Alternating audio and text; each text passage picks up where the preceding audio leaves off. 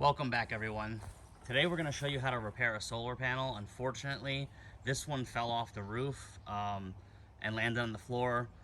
It happened actually several times. The glass didn't break, but if you look over at the multimeter right now, we have it hooked up across the cables in the back there, and we're only getting 2 volts in direct sunlight. We should be getting around 20 or so.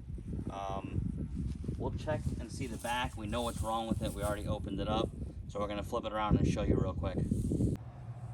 All right, you would normally test by putting your leads in the end here. That's in the SEA connector that comes on this solar panel from Harbor Freight. Again, this is no fault of Harbor Freight's. This is a really good panel. It just fell and took an unfortunate spill. So we're gonna look at the junction box in the back here now, and you'll see a diode here, and then one burnt out right there. It actually cracked and fell off. Let me try and zoom in a little better for you.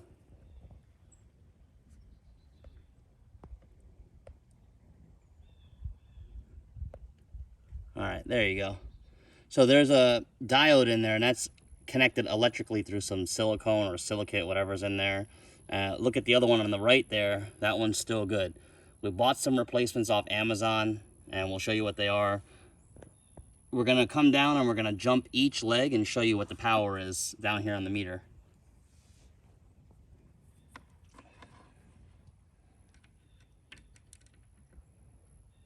So we got it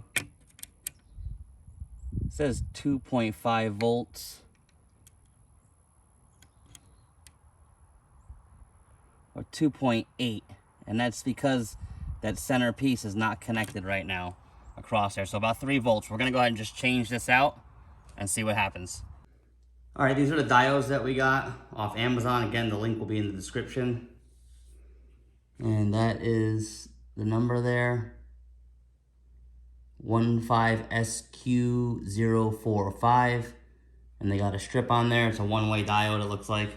All right, you gotta unsolder these tabs, and there's a little like hole slot for them.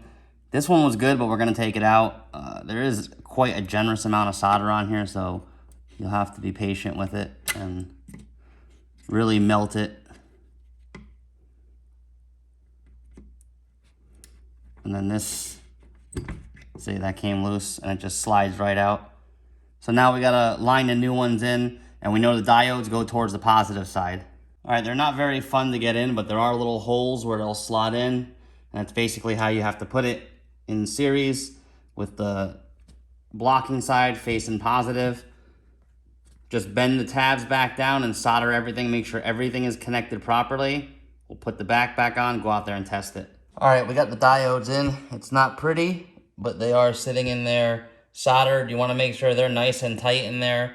The tabs are all soldered from each one of the strings of the solar cells in the front, and that all these are soldered together. We'll go out there and test the voltage and see if it works. All right, we got the solar panel set up and angled towards the sun. We'll go down and check the voltmeter. And as you see there, we got 23.8 volts. It's exactly what we're supposed to have. We're gonna go inside and check a voltmeter and wattmeter and see what we're pulling in, and then hook this up to the house and see what it gets. All right, we are pulling in about 135 watts, so we should see about 235 when we plug it in. All right, we're about to plug the solar in, 134.7 at about 9.75 amps. Hopefully it jumps up double that.